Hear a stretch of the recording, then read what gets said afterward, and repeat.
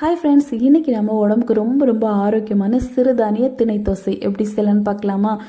இதுக்காக ஒரு பவுல் எடுத்துகிட்டு இதில் சரியாக ஒரு கப் அளவுக்கு திணை எடுத்திருக்கேன். இது கூடவே 2 டேபிள் ஸ்பூன் பச்சை அரிசி, ஒரு அரை கப் அளவுக்கு அவல், அரை கப் அளவுக்கு உளுந்து சேர்த்துட்டு, ஒரு டேபிள் ஸ்பூன் அளவுக்கு வெந்தயம் சேர்த்து இது எல்லாத்தையுமே நல்லா வாஷ் பண்ணிவிடுங்க. ஒரு 4 வாட்டி வாஷ் பண்ணி எடுத்துகிட்டு கொஞ்சமாக தண்ணி சேர்த்து இதை ஒரு 8 மணி நேரம் நம்ம அப்படியே ஊற விட்டுடலாம். 8 மணி நேரம் கழித்து பார்த்தீங்க அப்படின்னா நல்லா ஊறி இருக்கும். இதை அப்படியே நம்ம மிக்சர் ஜாரில் சேர்த்து ஒரு அரை கப் அளவு தண்ணியும் சேர்த்து நல்லா அரைச்சி எடுத்துக்க போகிறோம். நம்ம நார்மலாக இட்லி தோசை மாவெல்லாம் எந்த பக்குவத்துக்கு அரைச்சி எடுப்போமோ அதே பக்குவத்துக்கு அரைச்சி எடுங்க. இப்போ அரைச்ச மாவு இன்னொரு பவுலில் நம்ம சேர்த்துடலாம். சேர்த்துட்டு இதில் தேவையான அளவுக்கு உப்பும் சேர்த்து நல்லா கரைச்சி விட்டுருங்க. கரைச்சிட்டு இதை கண்டிப்பாக ஓவர் நைட் நம்ம புளிக்க விடணும். இப்போ இது நல்லா புளிச்சதுக்கப்புறமா காலையில் எடுத்து நம்ம தோசை சுட்டுக்கலாம்.